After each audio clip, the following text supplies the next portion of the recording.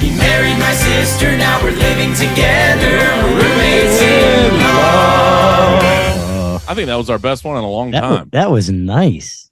Right? I think it was because neither of us overdid it. We just kind of delivered. Well, not only did we not go over the top, we also didn't phone it in. I've been known to phone in my singing voice every once in a while. Which is weird because it's so good. I think that's why I phone it in sometimes, because it's like, I know it's there. I know the juice is there. The juice could be loose if you want it to be. I don't need to squeeze it all the time. Well, you don't also want to intimidate the listeners right off the bat. They're like, Jesus Christ, this guy's funny, but he also has the voice of an angel.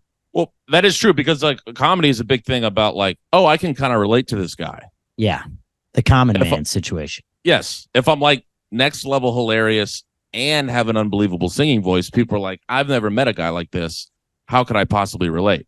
I can't relate to this guy. What is this? What is he? Who's he? Joel McHale? I mean, Jesus Christ. Oh, Andy has a perfect physique. What the hell is going on? God, I just know he's got sculpted abs under that shirt.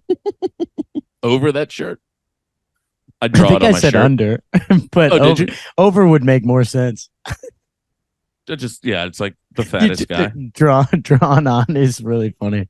I'm like, yeah, I don't fucking rip. So how we been, Ty? We're not even roommates, by the way. Not even in-laws. Good friends alert, though. Great friends. Hit that good friend button. Recently. Mm-hmm. Yeah, we've been seeing each other a little bit. We saw each other 2 times in August. And that's wild. In the great city of Madison. Oh. It was a treat. Oh. So I was genuinely sad to leave Madison, Wisconsin. It feels like you're leaving college or like I know, leaving summer camp. Buy everything I've known and loved. Yeah. Like, what will the next phase of my life look like? Yeah, it's just me getting dropped in the deep end of New York. Right when we landed, some guy was like, hey, fuck face. I was like waiting to get my luggage off the carousel, and he was like, fucking move. I was like, I don't want to go back to Madison. God. Everyone's so mean here. Unbelievable city, unbelievable shows, unbelievable club. Joe List special is out. I mean, give it a listen. It's unbelievable. Tom came and hung out, good. Slept in our hallway on the floor. They didn't have any cots. I mean, I did go in at 2:30 in the morning. I was like, do you have any cots? They were like, no.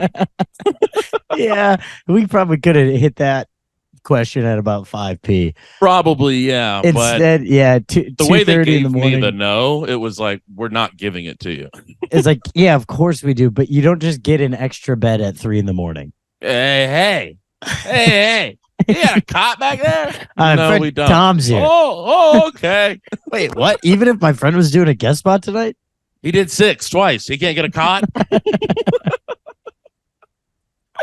Dude, I will say, coming to Madison, it might have changed my life, or it significantly changed my mental well-being. Sure. Because I was coming over from the great city of Des Moines, Iowa. I believe you were ripping a tease. I was headlining tease, and boy, was it hard. It was not comedy on state. No, I fought for my life for about 50 minutes and then walked back to my hotel by myself. Head hanging low. Spiraled. Yeah. That's I was like, it was one of those things where I was like maybe I should just never headline again. I should just like be a feature. Hit the feature. Just hit the feature button, make $400 a weekend for the rest of my life. Just have the time of my life, zero pressure, just have a good time. Yeah, I don't need to own a home. Why? Who wants that? No. I'll have roommates. Roommates are fun. Have a couple of roommates in law for the rest of your life, dude. There we go.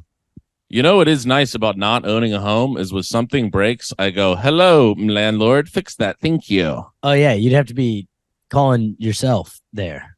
And yeah, I'm like, that broke. I'm like, oh, I don't want to do that. Well, I also don't know. I don't have the knowledge and capability to fix almost anything. Anything unless it's like a video in Adobe Premiere. I also don't know like what to believe anymore. You see these guys all over the internet and they're like, owning a home is not a good financial decision. And you're like, wait, is that true? Oh yeah, but they say it so confidently, and then they throw some numbers up there that are like, well, because of the average price of the home and blah blah blah, and you're like, all right, well, yeah. this guy does. I mean, he's got 8,000 followers, so it's true. And he's like kind of ripped. I mean, I guess this ripped guy knows. He seems like he definitely does cocaine. Yeah, but he does seem confident too. I don't know if those two are linked. He's like, you want to own a home or do you want to buy 3 courses of my class? And I'm like, well, class does seem awesome. And I do love going to online class. Okay. He did buy an NFT for 1.2 million and now it's worth 8,000. Is that good? Yeah, I'm not gonna buy this house. But it's I've heard like leasing a car is better than owning a car. Yeah, but Is it the same with a house? Of course, a car only depreciates. House appreciates. Mm-hmm. Of course, not forever. Example: the 2008 real estate bubble. Hello. What happened there? It just tell you what, dude. It wasn't good. Bubble burst, dude. Dude, bubble fucking exploded everywhere, and people were like, "What?" And everybody was like, "Shit." But everyone was like, "God, damn." I guess I shouldn't have. I should have bought that business course from that ripped guy on Cove. That guy was like 6 years old, and he watched his parents get evicted from their house, and he was like, "I'm never owning a home. One day I'm gonna make TikTok videos, and I'm gonna convince everyone not to own a home." That's his origin story. I love that. So yeah, I don't know. I've never owned a home, Tom. No, I'm thinking about it. I'm renting alert. If I sell 300 more koozies by the end of the year, I'll buy a house. Are you selling those for like 10 grand a pop now? They're like NFTs. They're kind of like an NFT. That's actually not a bad idea. Yeah. What I Tom, did not give me in Des Moines, I did not sell koozies. I made the decision halfway through the set on stage.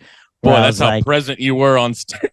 Well, I was like, it's burning a hole in my back pocket. And I'm coming to the point where I would usually introduce them and pitch them. And I got there and I go, I don't want to stand there and ask for money and watch these people walk on by. Watch people just give you the good stuff, man. Yep, appreciate it. Yeah, good show. There's like one table where they were like literally silent the entire time. And then afterwards, those are the people that hung out and wanted to talk. And they were like, that was great. And I was like, where were you? Where were you? I need you. I need you at this show to laugh harder, to smile, give me some sort of positive feedback. Well, you hit me up and you were like, yeah, there was 30 people there. And I'm like, 30 can be fun for sure. And you said there were 30 people, but they sounded like, and I got my little hopes up. Because usually sounded like 100. Dude, they were 30, but it kind of sounded like 100. You said they were 30, but they sounded like 12. I was like, oh no. Yeah, it was. Oh no. I don't want to talk bad about anyone, but it was about 30 minutes of nothing before I got on stage. Oh, so the opener and the host and the guest spot were all dog shit poo poo? You said it. And that's your theory, Tim. That's really fucked up that you would say that, honestly. It's just me theorizing. Sorry, I learned it in a business course that you just got to say what you think and say what you mean. People respect you if you just say what's on your mind. No, I wouldn't say it. I said, great work, everyone. Everyone knows fantastic stuff. It was their fault for not laughing. Those jokes definitely made sense. I love that when I got on stage, everyone was regretting being there. It's just a bunch of people checking their watch when you get on stage. That's not the vibe. No. Yeah. It was a lot of like, did we hit our 2-drink minimum? Yeah. We could probably bounce. We could dip, right? Should we close out? Yeah, if we get a box of these chili cheese fries. But then you came on over to the greatest city on earth. That's why we brought this up. Yeah. So then I got 2 of my best friends in the world, Tim Smith and Jeffrey Osmus, over in Madison, Wisconsin. And I had to go to Wisconsin anyways for a wedding. Went a day early, got to hit a couple guest spots, and it brought me back to life because that place rules. You're like, oh, these jokes do work. People do like this. Yeah. Yeah. Yeah, it was just, and then you guys were jamming all night, and I was like, well, I guess I'm going to call it a night. This is exhausting. That kind of sucked. I mean, it's a different hang, but it is really fun. And I was sucking ass at piano, but it was really fun. Well, it's like let's hang for a little bit, and then you guys go play your instruments. Jeff was so excited. It was like, show's over. Let's play mediocre music for 11 hours. Yeah, and you did hang in there for a bit, you and Lizzie. I'll watch my boys jam for a minute, but you start looking at I felt like I was at Teehees. I was like, can I have I had my 2-drink minimum? Also, it's not fun because it just, we're playing music, and if we find something that sounds good, that works, we'll play it for 25 minutes on a loop. That gets very boring if you're watching. Oh my fucking God. So I'm trying my best to keep my eyes open. It's 2 a.m. and I'm like, fellas, I gotta call it. I'm out. Hey, you guys are great. I think you guys should put this on wax, but I'm gonna hit the old Saccharino. And I went back to the hotel. Silly me, locked the. Yeah. So first off, yeah, I'm crashing in your hotel room. It's a small little I don't know, latch. Yeah. So it's a small little hotel room that I asked to crash in, and you guys were very nice to not be like, hey, figure something else out, because it was tight quarters, tight squeeze. And so I was like, all right, I'll pop down on the floor.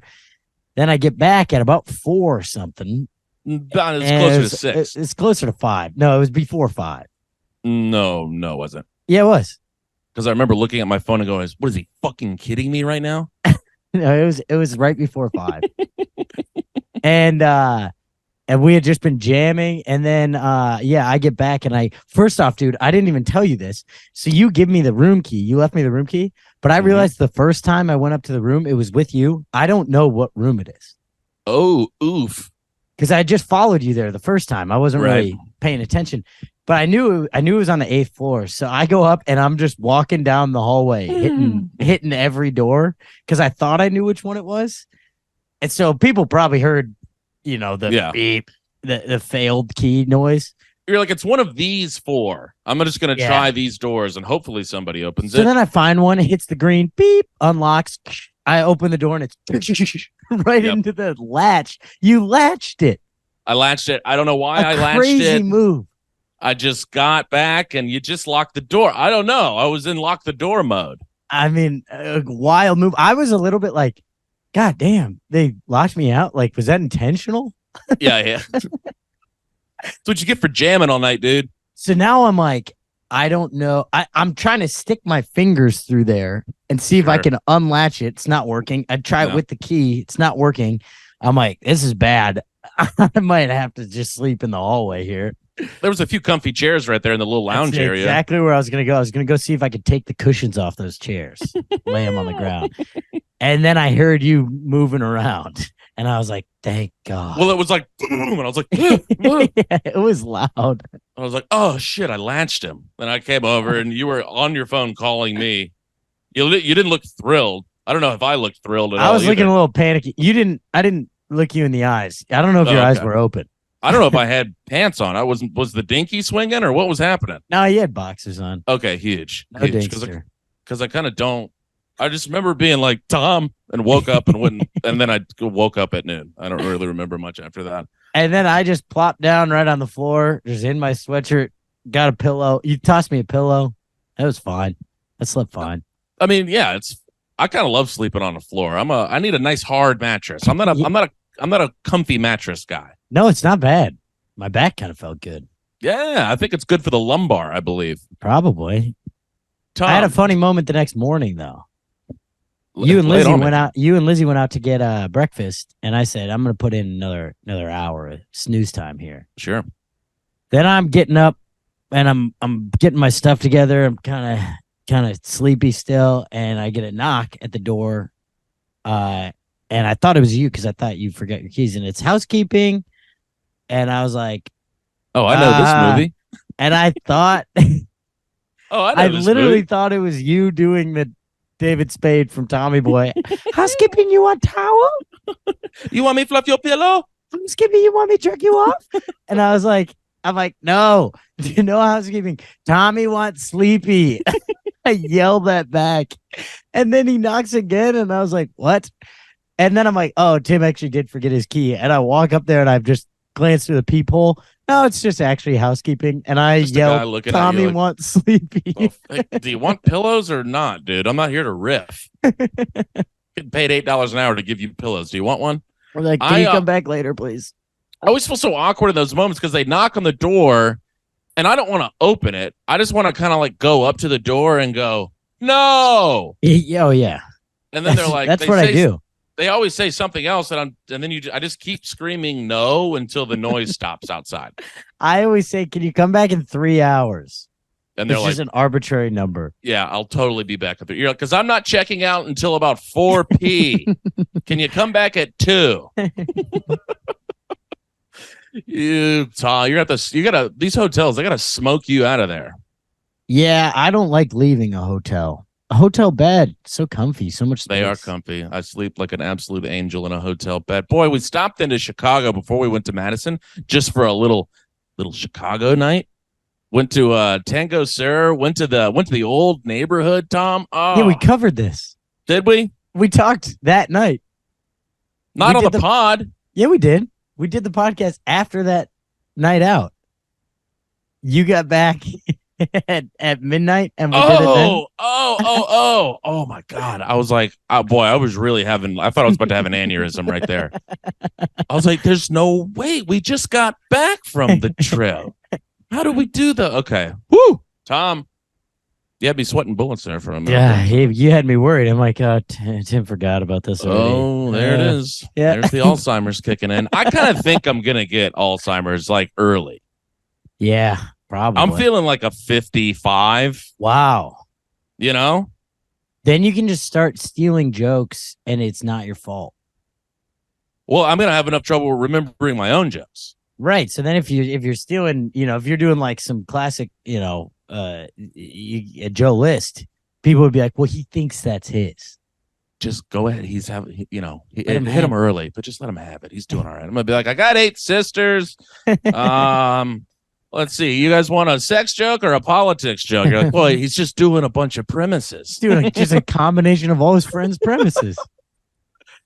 What do you do? What can we do to prevent Alzheimer's? Is it not drinking as much? I think you got to cut down on the drinky significantly. And then I think it's just genetics, but I don't know. I haven't been to medical school in years. Yeah. Last time you went, it didn't go that well either. They were like, you're not enrolled. Yeah. Well, they didn't accept me into the school. And they don't love when you show up anyways. No, they were dicks because they were like, well, you didn't take the MCATs. You didn't graduate like in biology. You didn't even really apply. Yeah. So why? Please what are you doing? Leave. Yeah. And I was like, just trying to learn about my nervous system, dude. So you guys are gatekeeping all the medical info? Oh, interesting. Sorry. I kind of want to take it into my own hands. Sorry. I'm a man of the people. I want to spread the good word. Fucking dicks. Rush Medical School. University of Chicago. I want to do inpatient surgery once, please. Come on, we only do this thing once. I want to experience life. Such a dick about it. Let me get a scalpel and cut myself open. Oh, you want to do your own surgery? Yeah, kind of. Tom, how about this little number I learned? And I think it's true. I haven't Googled it, however. Okay. And stop me because now the pods are kind of running together. I don't know if I talked to you about this because last time we did the pod, I had a few glasses of wine. No. Tom, I was at Din Din. Did I talk a coroner? Did we talk about this? I don't think so. A coroner? What do you think a coroner is? It's like where two walls meet. Oh, dear God. Come on. Fuck. God, I'm so mad. Coroner is that's at the no, that's a mortician. A coroner is that at a funeral home? No, I think that's a mortician. Oh yes, yeah. I've got them switched. Coroner is they take the bods, they do the autopsies. Yeah. They say, damn, you got a great bod on you. Too bad you're dead. Man, this guy was fucking yoked. Roll over. Let's see. Look at the buns on this guy. Holy Lord in heaven. First he had a big old dinkster. Now look at the bun. Squat City. I am a little nervous about how your dick has like good and bad days. I hope I'm having a decent dick day when I. Well, I was just wondering about that. Do you think when you die, do you think it like kind of resorts back to factory settings, or do you think like if you got a little Fluff City going, it hangs around literally. Well, I mean, your dinky size is pretty much based on blood flow, right?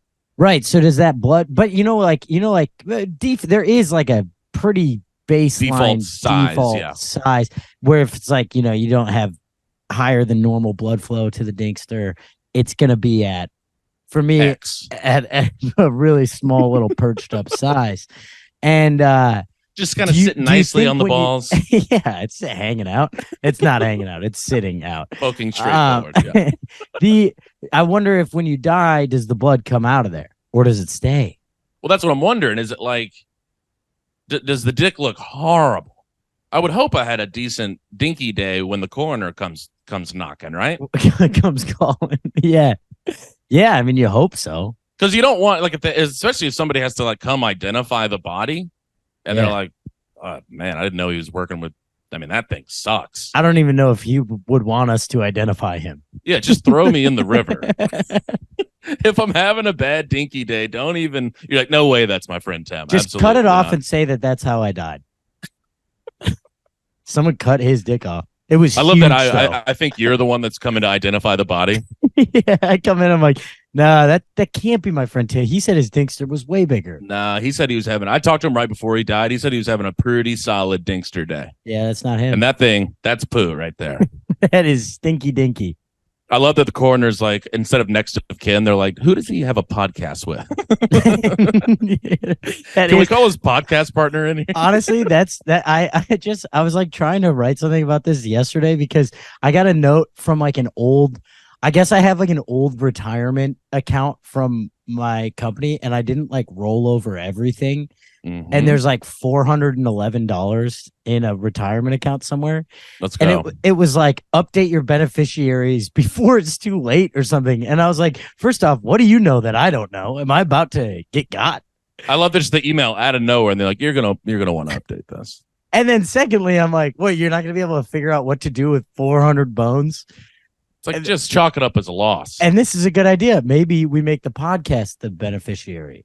So there we go. Keep doing the pod. I can pay for the pod for a little bit. Oh, that kind of pays for it for a minute. Yeah. That'll be great. And then the moment $411 runs out, pod's over. Yeah.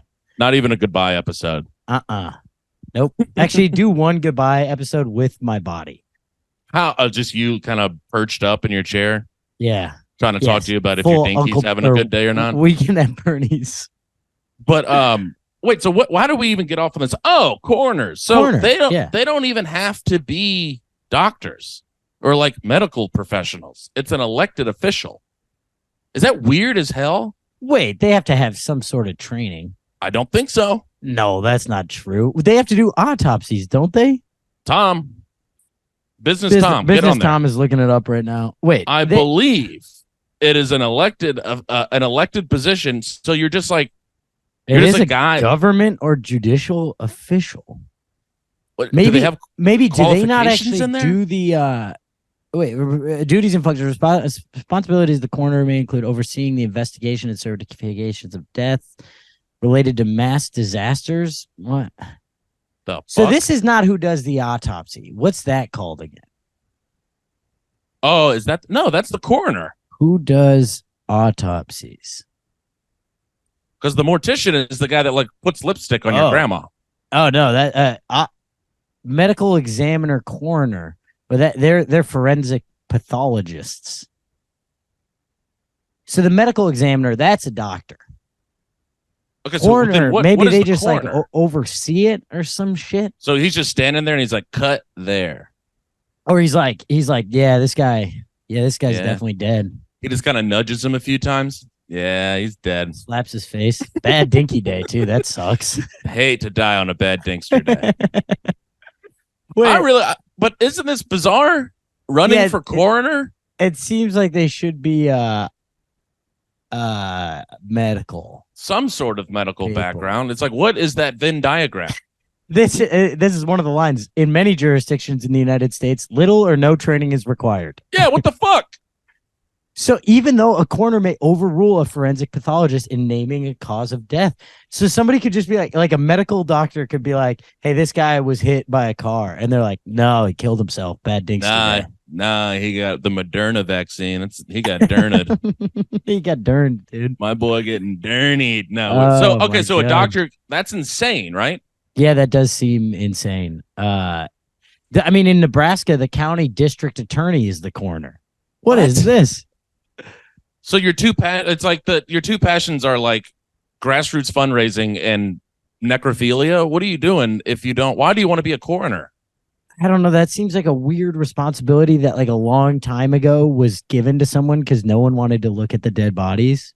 Right. It's one of those laws that still hasn't changed. It's like in Arkansas, it's illegal to own a chicken, and you're like, what? Exactly. It must have been like, well, because a long time ago.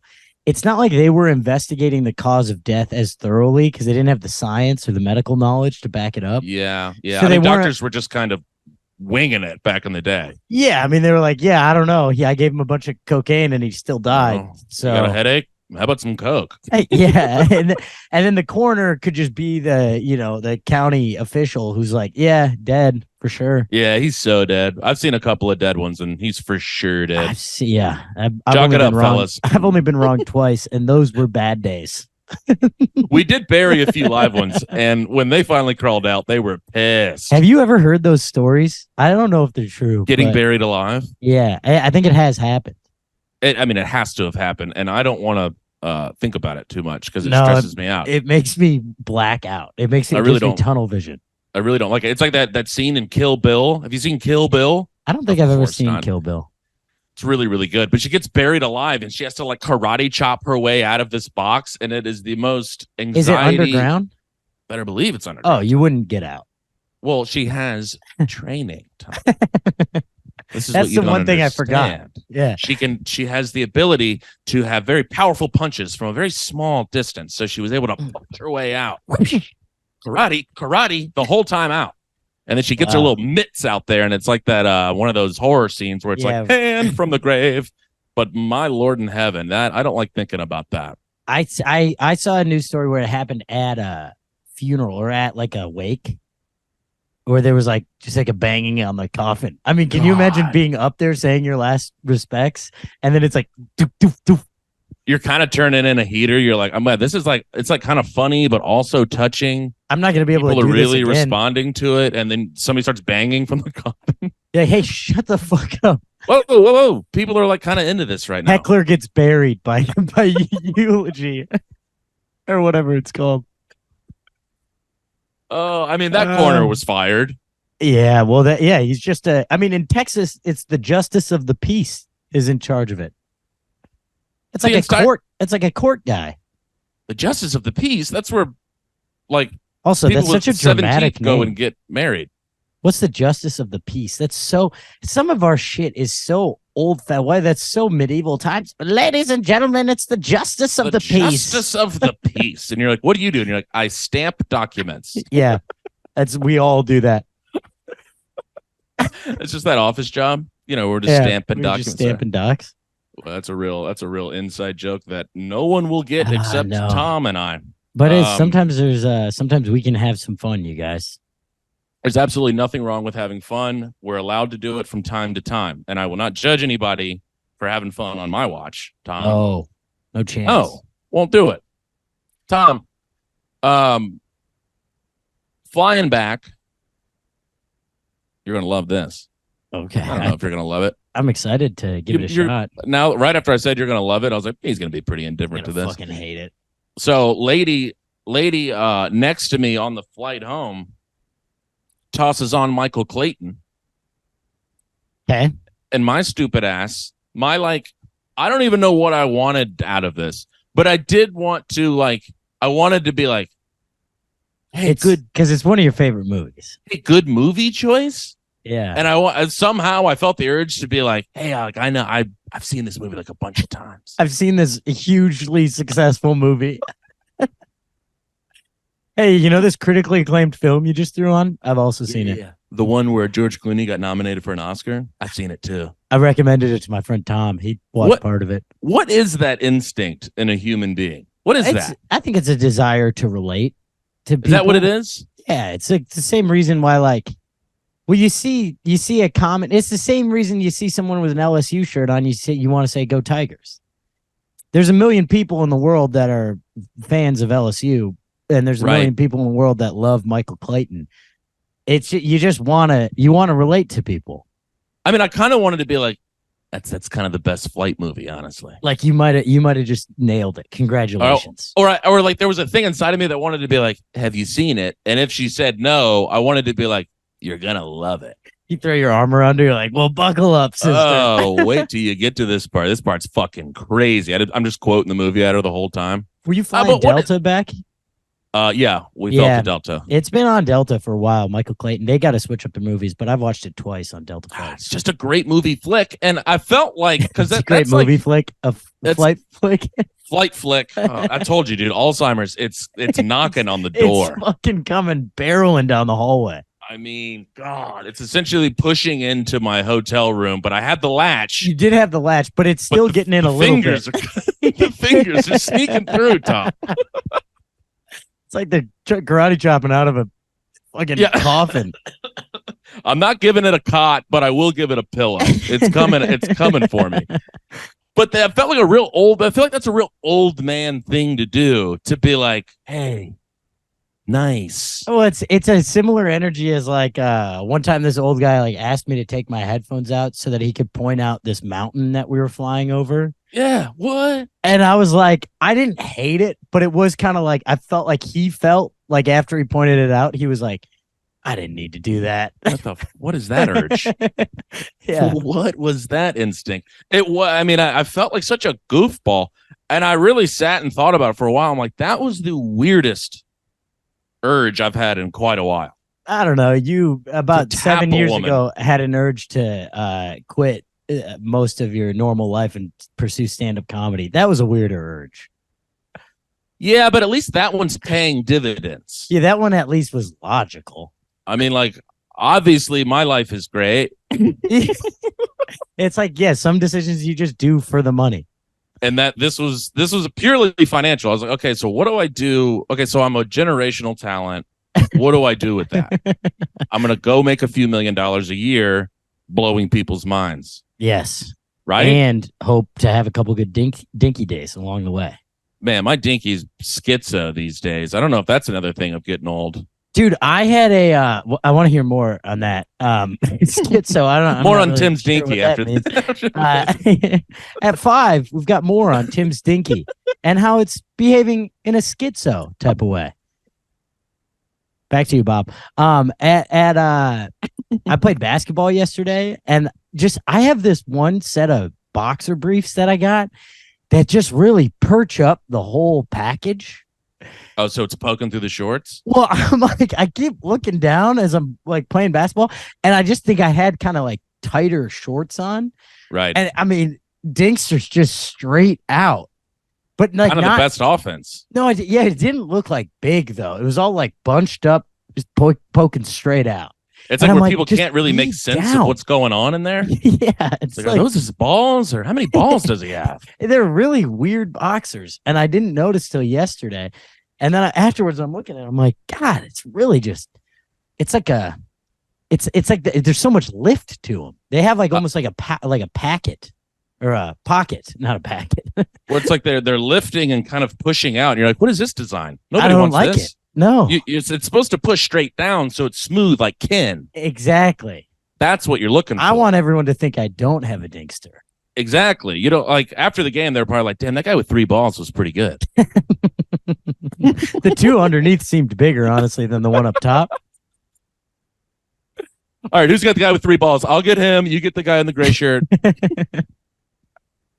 They said that's what they call me 3-ball, not because of my 3-point ability. 3-ball Tommy, like, are you a good shooter? You're like, no, I just have a weird dick. No, I went 0 for 10. Shaped like a ball. Just my dinky is it kind of looks like a nut. Dinky kind of looks like a nut. Damn, we brushed right past Tommy Keys. Oh man, Tommy Keys in the plot. And the plot. Yeah, oh yeah. So when we were jamming, I don't know where Tommy Keys came from, honestly. I believe it's because you were playing the piano, Tom. Well, yeah, I know where it came from. But, they were like, Jeff really oversold how good I was at. Oh, did he? Piano to Alec. That's tough. Well, because Alec, who's the manager of Comedy on State, he's in a band that is like kind of phenomenal. Kind of opens for Greta Van Fleet, and he's like an incredible musician and singer. And he like doesn't play drums, but he was playing drums for the jam sesh, so Jeff could play guitar. He doesn't play drums? Not really. What? He was awesome. Yeah. No, he doesn't. That's not like his. That's not what he plays in the band ever. What does he play? He plays guitar and he sings, but Jeff wanted to play guitar. Jesus Christ. And I wanted to sing, so he just played drums. And so he was like, "Oh, so you're pretty good at the keys." And I was like, "Yeah, they call me Tommy Keys," kind of being sarcastic. But I think Jeff actually did tell him I was really good. Oops. And then we had a little adjustment period, and by the end, we were kind of cooking. Because I think then he kept wanting me to take the lead, and I was like, that's not going to be good. It's going to be boring for everyone. How long did it take you to get there? Because it's like, hey, Tim, by the time you about hit 40 minutes sleep, we were cooking. Yeah. Once you had gotten back, latched the door, forgotten about me entirely, then we were looking pretty good. Oh, man. Tommy Keys was on. It sounded pretty good. I mean, it took you a minute to get your legs under you or your fingers under you. Is that what they say? It takes me a minute to get my fingers. My sea fingies. Is that what's like the terminology with piano players? I don't know, because I haven't really run in those circles a lot. Oh, okay. Not a big pianist guy. No, a big dinky guy. No, just huge dick though. I was talking because like you feel, so I'm like, well, fuck. I wish I played an instrument. Like everyone just plays an instrument. Oh, there was a tambourine around. I can't. Come on. I respect myself, Tom. There was a guy that was at a friend of ours that was at Madison not too long ago. And I was like, hey, so like you don't play an instrument, do you? And he's like, oh, yeah, I've played guitar my entire life. I was like, fuck. So everyone plays an instrument. Yeah, dude. Good luck getting booked there again. I'm so fucked. I do think that's one of those things that like you have to do to your kid. It's like you must play. You got to be pretty good at golf, enough to not be annoying when you go out, and you have to kind of play an instrument. I like that theory. Yeah, I mean, we had our rule in our house was we had to take piano or another instrument until 8th grade. That's fair. And I hated piano lessons. I always wanted to quit. And then 8th grade, you know what changed, honestly? Well, so then 8th grade I quit. And then grew about to 5'4", and you're like, I don't need this shit anymore. I'm the man now. I don't need it. And then I fell in love with piano about 3 months later, because we were in the 8th grade play, and we'd go to rehearsal and there's a ton of downtime, and I would play like pop songs on piano, and all the girls, I got so much attention. Everybody loved it. And I was like, turns out playing piano kind of rips. I mean, the piano guy is a cool guy. It's fun. Were you playing, is it keyboard or were you ripping the big guy? No, it was like a big theater piano. Stroking the ivories. See, that's fun. That's a cool look. Fun. It made me fall in love with playing piano again. And now, like, classically, I can't play anything, but I can play every pop song that's been on the charts for the last 15 years. Some would argue, mainly me, that's more fun. Way more fun. Way more useful. No one's ever like, hey, Beethoven's Seventh. Like, man, I was gonna say the exact same thing. We both only have one reference for classical music. Like, let's see classical. How about nobody needs to hear Bach's Ninth? I don't know. Bach was in the mix. Yeah. Socrates, I think, was in there. Socrates, Plato had some stuff, but Plato had some real pedophile. Yeah, he wasn't great. I would say out of all of those, I would say Freud was probably the best pianist. Yeah, that's where the Freudian slip comes from. That's a keyboard slide when you go. Yep. Comes from Freud. A lot of people don't know that. Don't Google that, by the way. Do not take us at face value with that one. Don't Google that or coroner, because I'm still not sure we've really figured out what a coroner is. But I don't think anybody knows. No, I think you could toss that one on the resume and no one could really disprove it. Yeah, I did a shift as a coroner. Coroner once, yeah. I was also announced it to you guys. Peace. I think that is so funny. Justice of the Peace / dead guy announcer. Well, also, dude, okay, so in Kentucky, this is so funny. I keep glancing over at the coroner page. In Kentucky, coroners and their deputies have the full power and authority of peace officers. This includes the power of arrest and the authority to carry firearms. You got arrested by the coroner? That's so embarrassing. Well, and his offices, you can just like work in the coroner's office and you're arresting people. Yeah, were you strolling? You're doing a little autopsy and then you're strolling out and you're fighting crime? I don't know. This position kind of has carte blanche to do whatever you want in these small towns. Why are they the most powerful people in the town? You're just cutting a dead guy's dinky off, going to arrest some other guy. You're like, I don't give a fuck. I'm the coroner, dude. What are you going to do? Also, like Kentucky peace officers, I think they're causing a few of those autopsies. Yeah. Peace. I don't know if they're causing too much. Peace officers. That's a fun name for somebody that kills innocent people on the road. Yeah. Dude, by the way, you got a great cop joke cooking right now. Cop joke's coming around. You guys go see Tim. He's got a great cop joke. It's got a great callback to a joke that needs work. That's no, so hard. You said you figured it out by the end of the weekend. It just has to be shorter because, like what you saw it happen, just too much bread for a thin slice of ham. I just got to cut that bread into about a third. You got to take that. You know when they you can request at Jimmy John's is scrape out the inside of the bread. That's exactly what I'm looking at. That's what we got to do because you still want the Sammy. And I need to hit that little reference at the end because it's such a big pop. It's popping.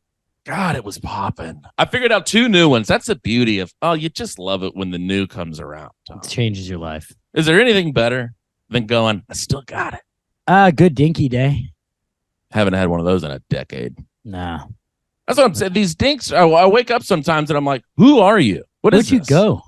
Where you been, dude? This stinks. Come back. Your dinkster's transitioning into a new phase of life.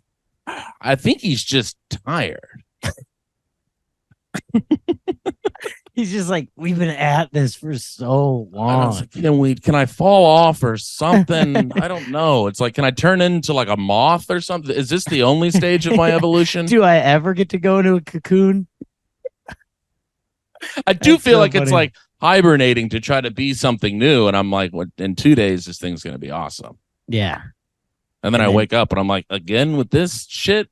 So it sounds like it's not all over the place. It's pretty consistently terrible. Fun.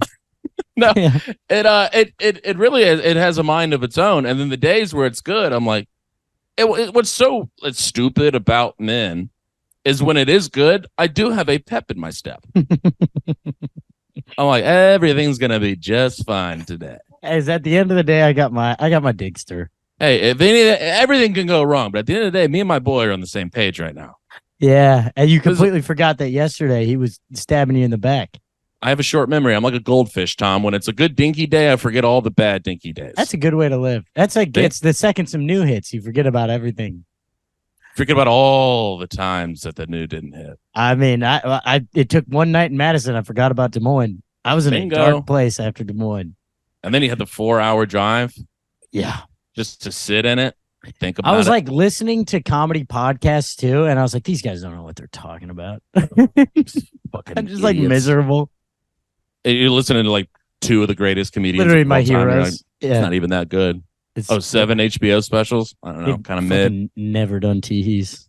Kind of mid, dude. That's what I love. Have you ever had the where you're in the back of the comedy? I feel like it usually happens a little bit earlier, but like somebody's on stage just cooking, and you kind of have the open mic, people are, and like somebody's on stage just killing, and somebody in the back's like, I don't know, man, it's just not that.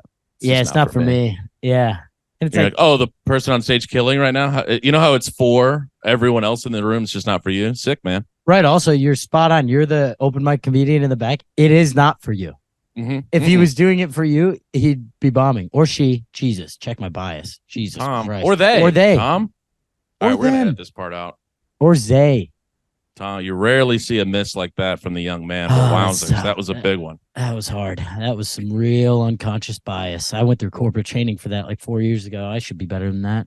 Damn, dude. You're lucky the coroner doesn't bust in, fucking arrest your ass, and then fucking kill you. Kill me and cut my dinky off. Peace officer. Peace officer. Nice try, bitch. I want to click on peace officers. What is that? Tim Smith, peace officer. Yeah, I'll tell you what, on a good dinky day, I am the peace officer. I am the peace officer. I'm slinging this piece everywhere. Hey, God, my jurisdiction is fucking huge. Dude, the jurisdiction for this peace officer is going all over town. Everybody's like, okay, we get it. You're having one good dinky day out of a month. Maybe tone it down. Oh my Good God. dinky days. They come and they justice go, of this piece. Oh, this piece. Oh my God. Everybody's like, dude, you're fired now. You're fired. You're like, don't care. Good dinky day. You wake up the next day, bad dinky day. You're like, gotta get my job back. Just come back with your dinky between your legs. You're like, please. I think this could be a early 2000s, maybe late 90s hit comedy. Good dinky day. Or just the dinkster. Or the coroner. It's Jim Carrey, and his entire life is or the coroner. Wow. But his entire life is determined by whether or not he's having a good or bad dinky day. It's like Yes Man, but it's whether or not his dick is good that day. Yeah, I think that's what I'm getting at.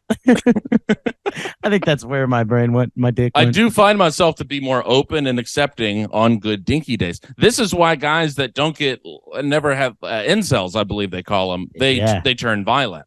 Yes, because they're always having a bad dinky day. There's just no chance they're turning in a justice of the peace ever. I mean, their piece has never seen justice. Oh, damn. All right, shout out to any incels that listen to the pod. We love you. It's probably most of them. Shoot us a message on Instagram. We'll send you 5. Get you a little OnlyFans subscription. Yeah, send us a picture of the piece too. We'll tell you if it's a good or bad day. We're requesting bad dick pics. Yeah. What has this pod turned into? I don't know. I got a hero of the week. You want to hear that? Absolutely. I'm loving heroes of the week. So I'm on my flight back to LA, early flight, 6 a.m. flight. I get bumped up to Delta Comfort Plus. That's a bingo bango where I come from, Tom. However, I will say this has happened a couple times now. I always pick window seat because Tommy wants sleepy. Of course. I'm nap time Tom on these flights. And when you get bumped up to get Comfort Plus, you don't get to pick the seat. Like they just give you one. Mm-hmm. So I get moved to aisle. How are we feeling about that transition? Well, obviously it's better. It's worse than window. It's better than middle, obviously. But you really got to keep track of your knee and foot. Dude, the foot, I got smoked. See, I mean, you got to keep your eyeballs on it because they're coming with that cart. The Bev cart does not break for knees or joints, anything. It's so that's my big complaint because the instinct is you want to pop that leg out. I want the stretch button. I want to man spread a little bit. I'm sorry. Yeah. I got moved up to the seat. It was the reason I kept it. It was a good seat. It was that weird one where like there's like a closet in front of you. Mm-hmm. So it's like the flat wall, but a little more foot space. Mm-hmm. So I kept that one, but my foot did keep poking out into that old aisle. So I did get smoked by the Bev cart once. And I was drifting off into sleep, and then it was I was like, sorry. And so anyway, like a can of Coke. Yeah, that's how I usually sleep. I sleep for 4 hours, and I wake up. I drink a can of Coke. Shout out Joe List. Listen to his new special. Joe List, you guys Friend go of the pod. watch it. Okay, so I'm in aisle, no middle, which is huge, and then there's Wendy over there, and it's this girl, and then somebody comes back. I don't know, a couple minutes before we took off, and there's an old lady across the aisle from me, and they're like, excuse me, you're 2A, right? I think you got moved up to first class. And it's this like older woman, and she's like, it was really cute. She's like, well, what a treat. And like it looked like it was like her birthday. It was amazing. And she looked very shocked. It was like not a smug, like, of course I did, which I loved. Right. It was like and we all kind of were like, it was kind of like she got picked. Like she, like the claw from Toy Story. Everyone kind of looks around and acknowledges like, this is good. We like this. You made it out. Congrats. We love you. I started crying a little bit. Cheryl. Whatever. So Cheryl was good. That's not old enough. Bethany, no. Mid-40s. Cheryl's my therapist. She's 65. No, this lady was like high 70s. I would say Barbara. Dorothy. Dorothy's pretty old. Dorothy's good. Barbara works. Babs, yeah. But Dorothy. We'll go with Dorothy. So Dorothy moves up there, and we all kind of clap. Good job. You made it out. Go get him, Dorothy. The girl next to me is looking at her phone, and she goes, They grabbed the wrong person. It was supposed to be me. Oh no! Wait, how would you know? She's 2A or whatever the right seat was. No. And she's looking at me, and I'm kind of like, oh, that sucks. And she goes, she's old. She can take it. Yeah. Yes. God. And I was like, that would have been a horrific look. A really tough look, but also like a lot of people would have been like, hey, I just got upgraded. First class on a cross the country flight does make a big difference. Yeah, that is big. But you were in Comfy Plus though. Yeah, which isn't, the seats aren't like that much different. Yeah, so I mean you're okay. That would have been No, I mean the seats aren't that different from Coach to Comfy Plus. You just get free snacks and drinks. As much Biscoff as you can shake a stick at. That's the saying. But the first class seats are big. I mean, you're comfy, cozy. You're snoozing. B. Anthony right there. And she goes, I can't say anything, right? And I'm like, well, that's really nice of you to not. And she goes, yeah, fuck it. And I was like, God, I almost wanted to tell her, you're my hero of the week on the pod. You will be mentioned on the pod. Yeah. That would be such a tough look to go up and say, excuse me, old lady. Remember how happy you were just a moment ago? It's my turn now. That's over now. It's over. Pack now your you go shit. Back to your shitty seat and complain the entire time. It's time for me to hit the comfy button. Okay? Yeah. You just have to eat that. Yeah. But do you agree that a lot of people wouldn't? I really don't know. I mean, I feel like I think they would be zeros, but a real monster to do that. It would have been a great zero of the week candidate, now, honestly. Look, if it was anybody else, if it was just some regular guy, I'm going, sorry, bucko, you're back there with all the idiots. It's Tim time, okay? But an old lady, a sweet old lady who was like, she felt like she got the golden ticket. She won the lottery. Take that from her. Yeah. She's about to die. That's the last time she's ever going to sit in first class. Let her have it. Yeah. You got to let her have it. Man, the TSA, boy, they were in rare form when we were leaving Chicago. Everybody, they were all heroes. Every single one of them was, no, not actual heroes. They were, they thought that they were zeros. Fucking Jack Reacher. They were all solving crime. Oh, God. They were, they have as much training as a coroner. I don't know why they think that they're like going to find a dirty bomb in my luggage. Justice of the peace, dude. Just screaming at everybody. Fucking has this ever happened? Has this ever happened to you? There's no real standard anymore. It seems like they kind of are riffing the whole time. It's like sometimes you got to take your shoes off. Sometimes don't worry about it. Sometimes you got to separate the laptops. This time it'll be fine. Sometimes you got to go through the big scanner. Other times it's just like, come on through here. It's like, what are we doing here? Sometimes you get patted down and they grab your dinky and they put a finger up your butt. And sometimes they don't. And that's weird that it's not.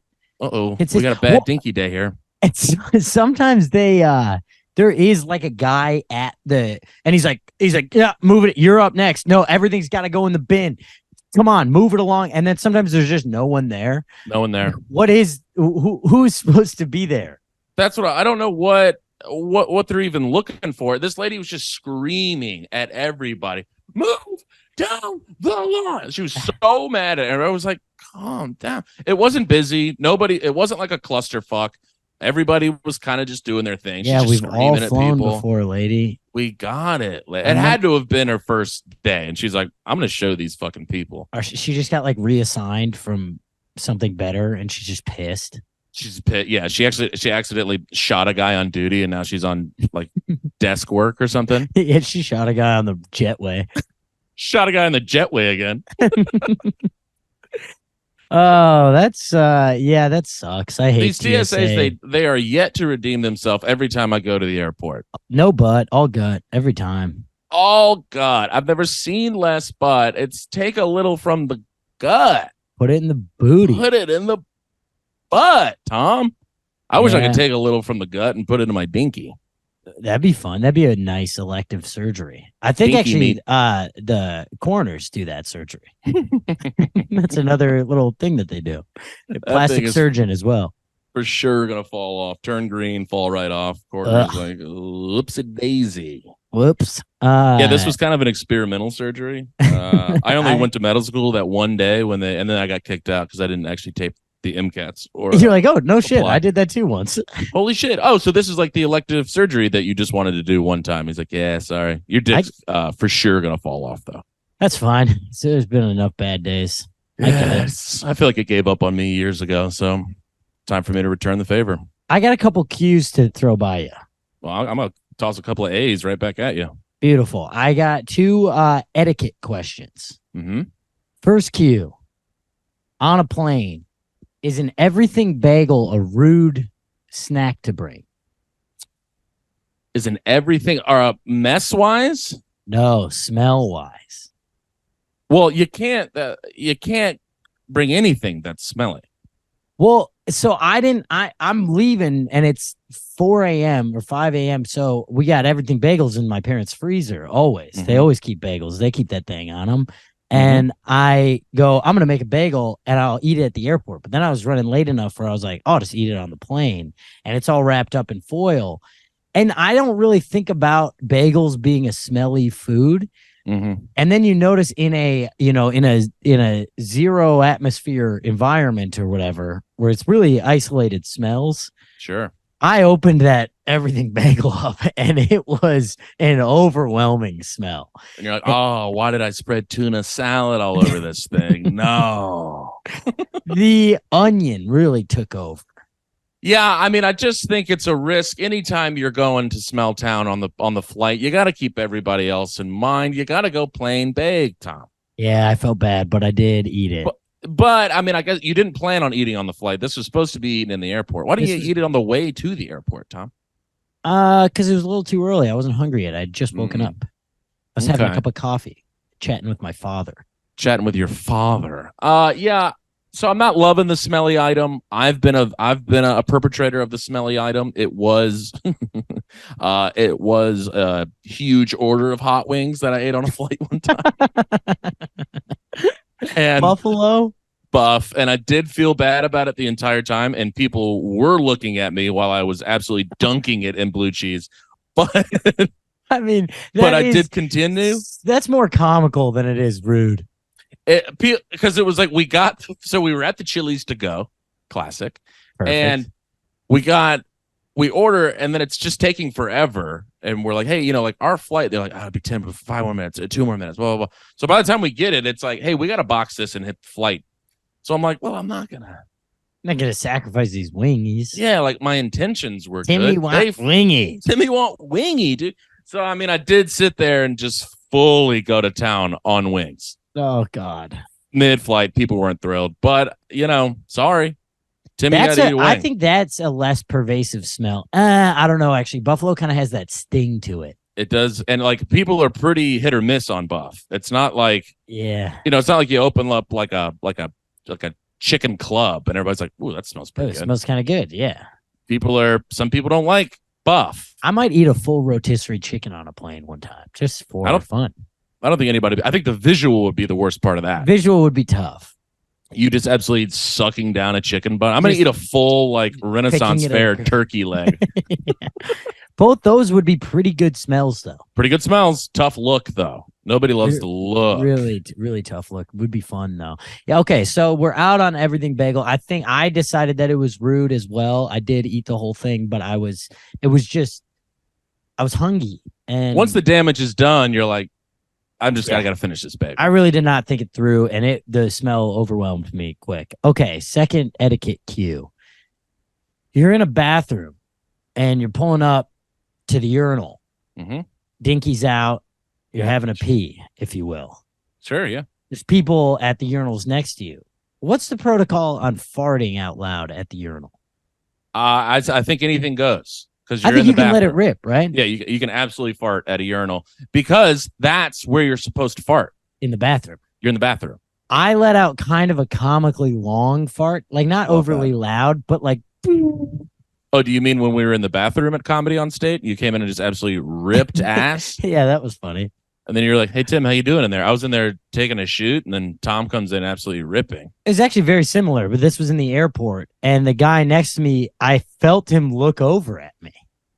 Judgmental or giggle? I don't know. I didn't look, but I saw him out of the corner of my eye. My periffs. If you're not farting in the bathroom, then where are we farting? Yeah, I don't know. Well, like Save it for the plane? I'm wondering if you got to go into the stall. Well, I'm farting on planes too, but I know that's rude. Or I guess the other move is you crop dust, because that's more kind of vague. Nobody really knows where that bad smell came from. Yeah, it's more of like it's a culpritless crime.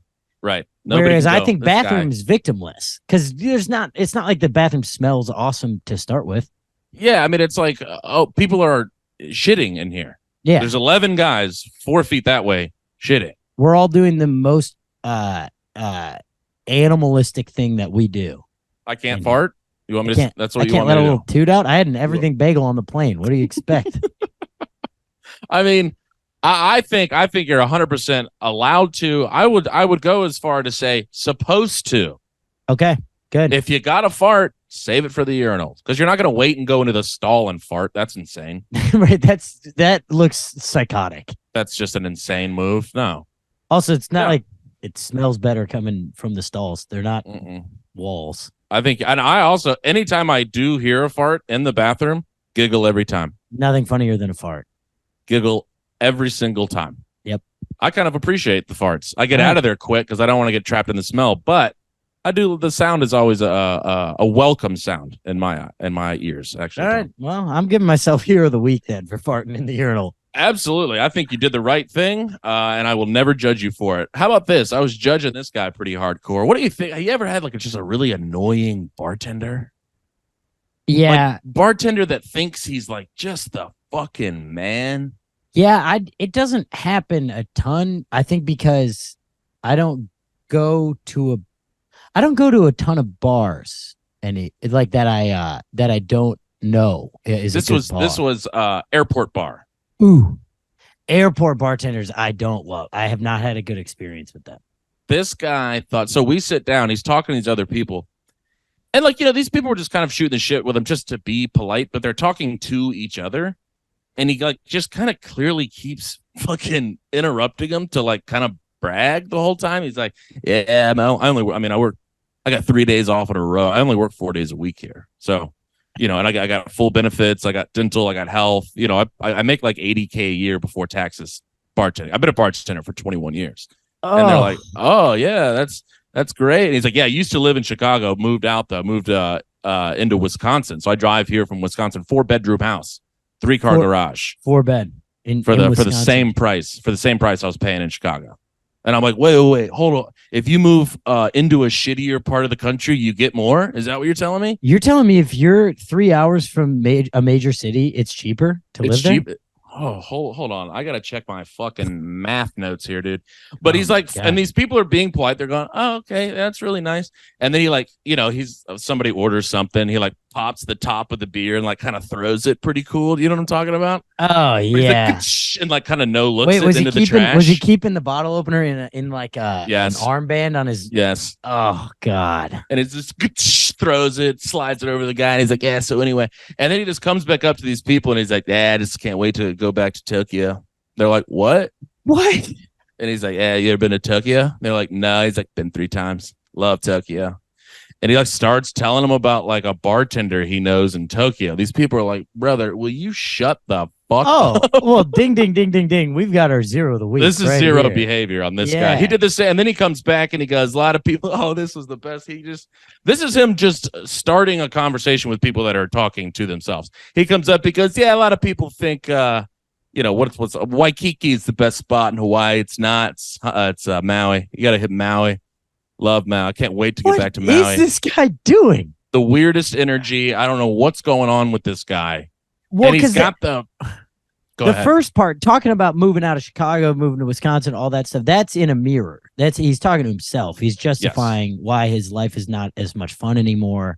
Yep. And why he decided to move back home, because the girl was not as in love with him as he thought. Correct. But the band didn't work out. No, the band never stood a chance. I mean, the piano player, they didn't even have Tommy Keys. Tommy Keys wasn't anywhere in sight. No. Tommy Keys in the plot. We didn't explain the plot part. I don't even know if there's much of explaining. Just we talk about how people lose the plot. Someone thought Tim was calling himself the plot. Plot, which is a fun nickname. An incredible nickname. Damn, Tommy Keys in the plot. Tommy Keys in the plot. That's the name of the show. Absolutely. But yeah, this guy. Well, because then it transitions into. That's where it transitions into true zero behavior. Is the unsolicited travel advice is like, okay, buddy, you need a friend to hang out with. Yeah. You need someone else in your life. Or a therapist maybe, but you can't unload on strangers who are on a Sunday trying to get back to their home. And their flight it's also is the way he was saying it. It was with such like, I am so much fucking cooler. I bet you fucking idiots were gonna go to Waikiki. I bet you. Damn. You just thought I was a bartender. You didn't know I was Anthony Bourdain, did you? Like, it was the weirdest energy, and they would he stop really what puts they're the saying. board in Bourdain. Man, Come on, Tom. I mean, sometimes you're cooking, and sometimes you are cooking. Tom is in the kitchen this episode. Everybody, I'm still not over the corner. It's where two walls meet. It's like, oh man, how am I gonna beat that shit? That is top tier stuff. But I mean, can you imagine interrupting somebody to go, I can't wait to get back to Japan? Ever been to Japan? What? I know a bartender there. Idiots. I know a bartender there. Yeah, I've been bartending 21 years. Never did anything else. Always been a bartender. And they're going, sick, man. Only work 4 days a week, too. I don't even work that hard. Yeah, it's pretty easy. I just kind of like open Bud Lights. And I've just kind of settled for mediocrity. How about that? Yeah, I just talk down to people most of my day. Anyway, you ever been to Hawaii, you fucking clown? It was the weirdest energy from this guy. And he had one of those haircuts. Yeah, and when your hair starts going gray. Right there. People, there is a decision to be made. Okay. You can go a few routes when the hair's going gray. You can accept your life for what it is, which that's what you should do. Yeah. Some people shave the sides real short, and then the top is really, really, really long. Have you seen this haircut? I have seen this. It's kind of Peaky Blinders, but it looks horrible. I've seen it. But it's like this is gel heavy now too. Yes, it's so gel heavy. But it was like a little grown out, so it was like, oh, you're trying to hide the gray, brother. Yeah. So you can go accept your life for what it is. Horrible haircut, or you can dye it, and you know how I feel about. I thought you were going to say, or you can die, or what you should do is perish. But it just, this guy with this is what he had. Yeah. What age are we tossing at this guy? I would say I'm gonna say 38. Okay. I'm saying that's where I'm because he's been bartending 21 years, so yeah. No, he's got to be early 40s then. Oh yeah. We could be started bartending at 21 or 18. You can bartend at 18 in the Midwest. Can you? I did. Seems interesting. It seems illegal and ill-advised. But so yeah, he's floating around that age. He's bragging to strangers. Got a couple of real stinky tattoos, and then he's going. He's also doing this. He's like, he's like some random tequila. You ever had that? And they're like, no. And he goes.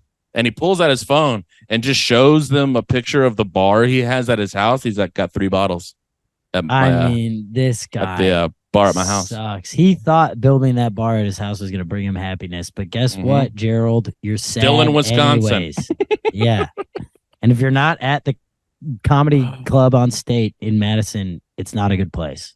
I completely forgot that was in Wisconsin. I only know it as Madison. That is right in the heart. It's the capital, some would say. Oh, dude. Where all the corners live, with all the justices of the peace. All the justices of the peace. I'm about to go show my piece a little justice here in a minute. Tom, we got to wrap this little pod up. Put a bow on this thing. We're over an hour. Bored.